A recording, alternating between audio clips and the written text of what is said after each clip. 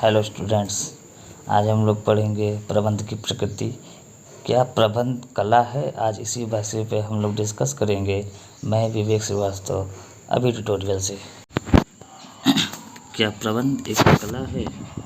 आज हम पढ़ेंगे प्रबंध की प्रकृति। प्रबंध, यहाँ पे प्रकृति का मतलब ये है कि प्रबंध, जिसे हमने पिछले लेक्चर में पढ़ा था कि प्रबंध क्या होता है, प्रबंध की अर्थ और परिभाषा है। आज हम पढ़ेंगे प्रबंध की प्रकृति। ये मेरा प्रबंध का दूसरा लेक्चर है, बिजनेस मैनेजमेंट का, जो यूपी बोर्ड क्लास 12 के लिए काफ़ी महत्वपूर्ण माना जाता है। इसमें हमें बताया गया कि प्रबंध कला और विज्ञान, प्रबंध कला और विज्ञान दोनों है। कला कैसे है? कला का तात्पर्य किसी भी कार्य को व्यवहारिक रूप से और बहुत ही सुनिश्चित ढंग से अच्छे तरीके से करना ही कला कहलाता है। कला के कुछ और पहलुओं को हम जानते हैं। इसमें लिखा हुआ है कि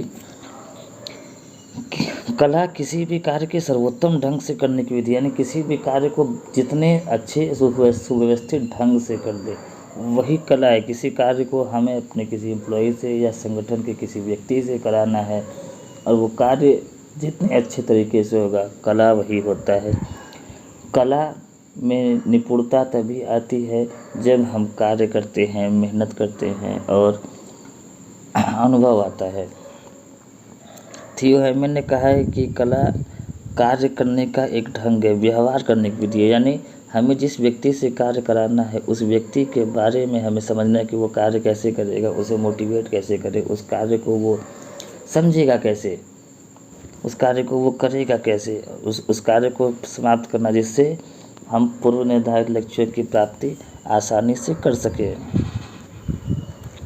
कला की विशेषताओं में बताया गया है कि इच्छित लक्ष्य को प्राप्त करने के लिए ज्ञान चातुर्य का प्रयोग करना बताती है। यानी जो भी हमारे पास ज्ञान है और चतुराई, यानी किसी भी एम्प्लॉय से हमें किस तरीके से काम करना है, उसे मोटिवेट करके काम कराना है, टारगेट दे के काम कराना है, एक टारगेट सेट करने या कि आपको इतना काम करना है, ये आपको कन्वेंस मिलेगा, कन्वेंस की फैसिलिटीज़ देना, यही सब एक कला है। कला व्यक्तिगत योग्यता पर निर्भर करती है, यानी किसी व्यक्ति विशेष के कार्य की बात करती है, क्योंकि प्रबंध प्रबंधक ही कर सकता है उसके, यानी वो व्यक्तिगत पोस्ट है। ये दिन प्रतिदिन कार्य करने से, यानी अभ्यास से, लगन मतलब लगातार कार्य करने से, परिश्रम व अनुभव से निकाला जा सकता है। इसे कहा गया कि ये एक जन्मजात गुण होता है। अगर मान लीजिए किसी परिवार में कोई पिता बिजनेसमैन है तो पुत्र में वह गुण जन्मजात ही आ जाता है, जिसे जेनेटिक कहा जाता है। कला बहुत ही महत्वपूर्ण है। इसमें यह बताया गया है कि केवल सैद्धांतिक ज्ञान, यानी आपने प्रबंध की पढ़ाई कर ली, MBA कर लिया, BBA कर लिया, MBA कर लिया, अब आप मैनेजर तो बन गए, लेकिन आपके में कुशलता तब तक नहीं आएगी जब तक आप उस पोस्ट पर रहकर आप कार्य नहीं करेंगे, परिश्रम नहीं करेंगे, आप विचार नहीं करेंगे, अपने एम्प्लॉय के बारे में समझेंगे नहीं कि कैसे क्या कराना है, किस एम्प्लॉय से कितना कराना है, तब तक वो अनुभव नहीं आएगा।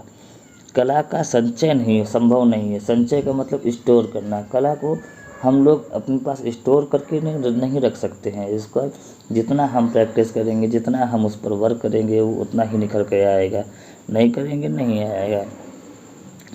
6वें में बता रहा है कि वह व्यक्ति की कल्पना में शक्ति, विवेक और दूरदर्शिता का परिणाम है। दूरदर्शिता मतलब फ्यूचर।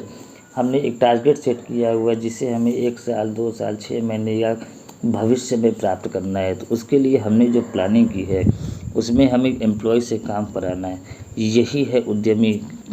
और कला में बताया गया है कि कला को हस्तांतरण नहीं किया जा सकता, यानी मैंने जो सीखा या आप जो सीख रहे हैं वो किसी और को नहीं दे सकते। आप सिखा सकते हैं, लेकिन उसके करने के तरीक़ों में, आपके करने के तरीक़ों में, मेरे करने के तरीक़ों में कहीं ना कहीं अंतर होगा, और वही अंतर वो व्यक्तिगत अनुभव होता है।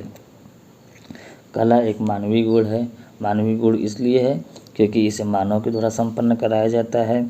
कला कार्य के निष्पादन, यानी कार्य की समाप्ति पर निर्भर करता है। कार्य को आप कैसे समाप्त कर रहे हैं, क्या आपने टारगेट सेट किया है, उसके लिए आपने कैसे काम करने की तरीके अपनाए। जैसे मान लीजिए कि आप किसी संस्था में मैनेजर हैं, एजुकेशनल की बात करते हैं, हम किसी विद्यालय की बात करते हैं, किसी विद्यालय में प्रिंसिपल अहम रोल होता है। प्रधानाचार्य बैठे हैं चेयर पे और उन्होंने अपने सारे एम्प्लॉयज़ को यानी जितने भी टीचर्स हैं उनको बुलाया और एक मीटिंग की। उस मीटिंग में बताया कि हमारा ये टारगेट है कि इस साल हमारा साइंस डिपार्टमेंट या कॉमर्स डिपार्टमेंट या आर्ट्स डिपार्टमेंट सबसे बेटर परफॉर्मेंस करे अपने ज़िले में।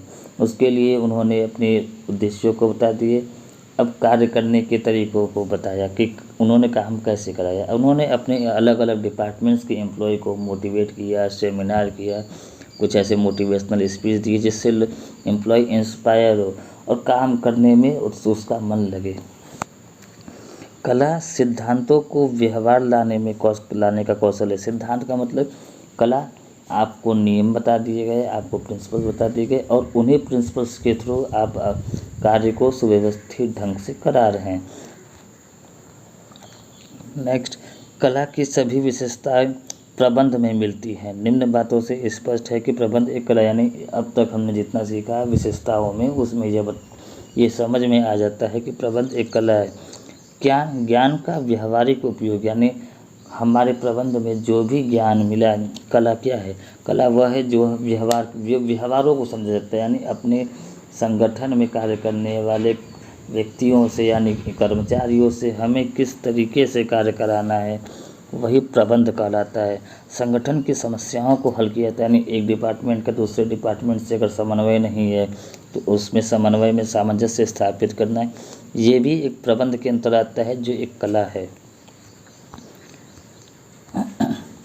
व्यक्तिगत योग्यता में ये आपका पर्सनल एलिजिबिलिटी होता है। पर्सनल एलिजिबिलिटी में आप आत्मविश्वास, इन फ्यूचर आप ये देख सकते हैं, समझ सकते हैं कि कौन सा कर्मचारी कितना काम करेगा, कैसे काम करेगा, टारगेट को कैसे सेटअप करेगा, उसे हम कैसे सिखा सकते हैं।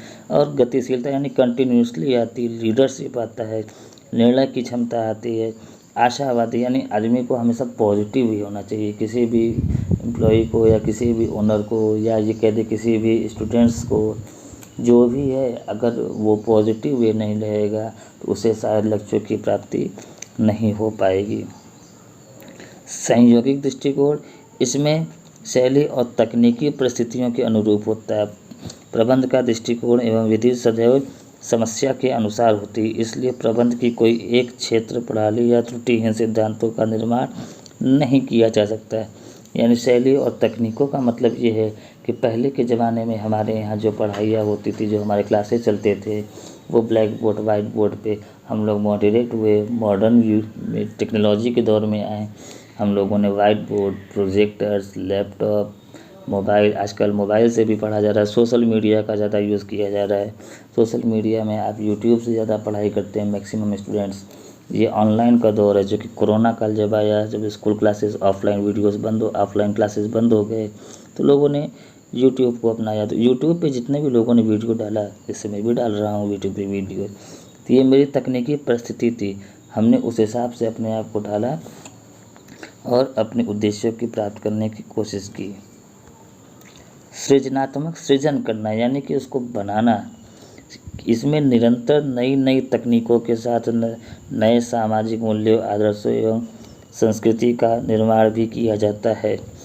यानी हम क्या कर रहे हैं, नई आदर्शों व संस्कृति का निर्माण से हम लोग अभी भारतीय संस्कृति को भी जानते हैं, लेकिन हम अपनी पश्चिमी सभ्यता को भी अपनाने की कोशिश कर रहे हैं। यानी वी आर मॉडर्नाइज, ताकि हम किसी भी क्षेत्र में जाएं तो हम अपने आप को एक कुशल एम्प्लॉय कह दें, कुशल मैनेजर कह दें, एक अच्छा प्रबंध कह दें, वो सब हम कार्य कर सकते हैं।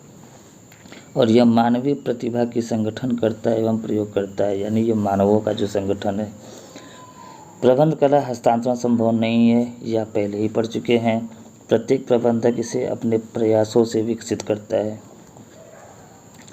फिर कह रहा है कि अभ्यास, यानी कि आपको डे बाय डे वर्क करना ही करना है। अगर आप जितना ज़्यादा आप वर्क करते जाएंगे उतने ही ज़्यादा आप सफल होते चले जाएंगे।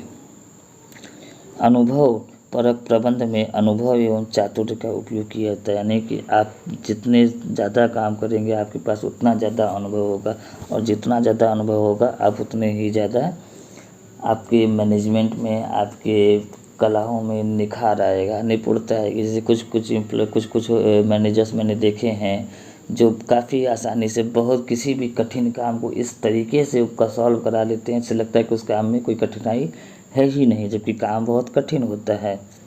सफलता का आधार, सफलता तभी मिलनी है जब आप किसी कार्य को कला से करेंगे। सिद्धांतों के रूप में करेंगे तो शायद सफलता ना मिले, लेकिन कला के रूप में करेंगे, आप उसमें चतुराई दिखाएंगे। ज्ञान और अनुभव सबसे बड़ी चीज़ है कि अनुभव अगर आपके पास है तो आप किसी भी कार्य को किसी से भी करा सकते हैं। अनुभव मतलब अलग अलग परिस्थितियों में आपने कार्य करने की दक्षता है। लोचपूर्ण सिद्धांत, लोचपूर्ण सिद्धांत क्यों कहा गया है? क्योंकि सिद्धांतों को कभी कम कभी ज़्यादा किया जा सकता है, यह परिस्थितियों पर निर्भर करता है, निर्णयों का प्रभाव नहीं पड़ता। प्रबंधन में जब कला की बात करते हैं तो इसमें निर्णयों का कोई प्रभाव नहीं पड़ता है। कभी कभी निर्णय एम्प्लॉय को बेकार लगते हैं, बुरे लगते हैं, लेकिन भविष्य में उसका रिजल्ट अच्छा होता है। क्यों? क्योंकि यह निर्णय हमने जो लिए, मैनेजर ने जो लिए, वो अपने उद्देश्यों की प्राप्ति के लिए लिए थे। कार्य लेने की कला प्रबंध वास्तव में कर्मचारियों को प्रभावित व अभिप्रेरित, मैंने बताया ना कि मोटिवेशन करने के लिए लिया गया है। मोटिवेशन जब तक नहीं होगा तब तक उद्देश्यों की प्राप्ति नहीं होगी। तो आज हम लोगों ने कला प्रबंध की प्रकृति, जिसमें कला के बारे में हमने सीखा। मेरा ये वीडियो अगर आपको अच्छा लगा हो, चैनल को सब्सक्राइब करें और बेल आइकन को प्रेस करें ताकि मेरी आने वाली हर वीडियो आप तक पहले पहुँचे। धन्यवाद।